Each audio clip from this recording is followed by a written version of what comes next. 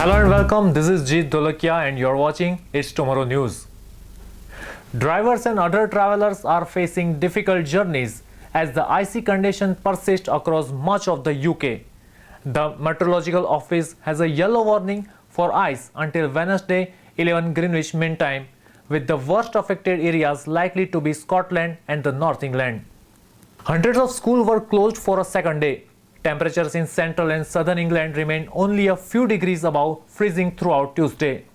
While some residents across the United Kingdom enjoyed substantial snowfall to heighten the holiday spirit this weekend, many others endured travel disruptions.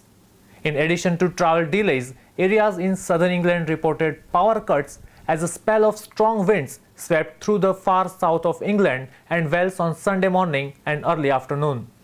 An estimated 190 homes were still without a power supply in West Midlands on Wednesday evening. A storm system diving down into southern England and Wales on Saturday night brought both moisture and cold to the British Isles. One of the highest snow totals was recorded in Sennybridge, Wales, where 32 cm was measured. Total snowfall settled to 17 cm in High Wycombe. Many other places were blanketed with 5 to 13 cm of snow, especially in the higher elevation of northern Wales and into the central England. That's all for now. For more news updates, stay tuned with us. It's Tomorrow News. Jeet Dolakia.